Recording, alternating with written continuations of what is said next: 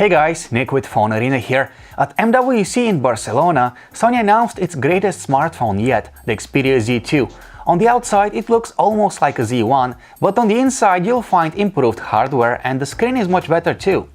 HTC is also going to announce a new flagship in a few days, the so-called All New HTC One or the HTC M8.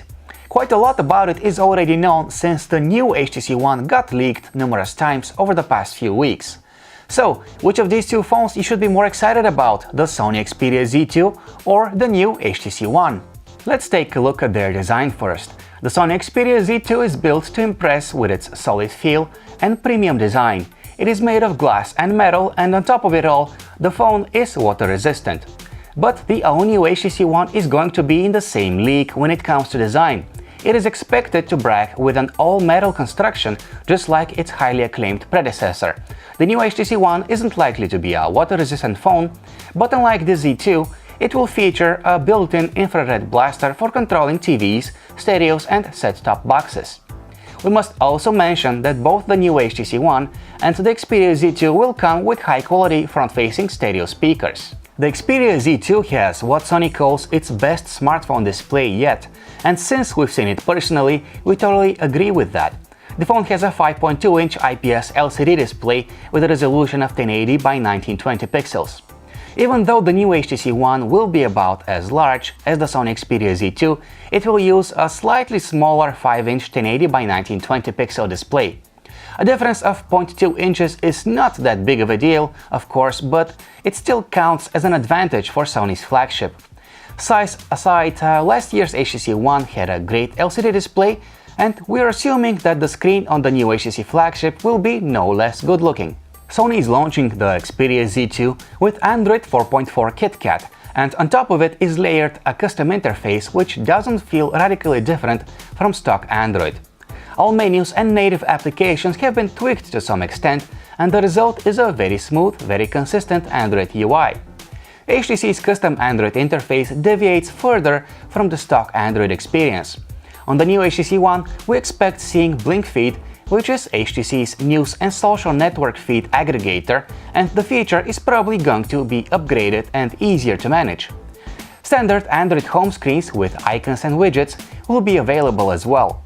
In addition to that, HTC is expected to add a number of gestures to its user interface, including the option to wake the phone with a double tap on its home screen. Both the Sony Xperia Z2 and the all-new HTC One should be powered by the very same system on chip, a quad-core Snapdragon 801 with a maximum clock speed of 2.3 GHz.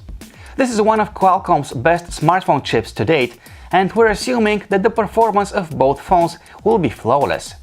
Still, the Xperia Z2 will probably have the upper hand with its 3 GB of RAM, while the new HTC One will have 2 GB of RAM. Of course, 2 gigs should be enough for the needs of most people, but the Z2's extra gig will make it more future-proof. The Sony Xperia Z2 uses a 20.7 megapixel camera, which is very similar to the one found on the Xperia Z1. And that's great, last year's model could take great photos. The Xperia Z2 also supports 4K video recording and can shoot slow-motion videos at 120 frames per second. Special features include blurring the background in images and the adding of augmented reality effects to the shots. As for the new HTC One, it will use an unusual camera setup called dual camera. Basically, there will be two cameras on the phone's back.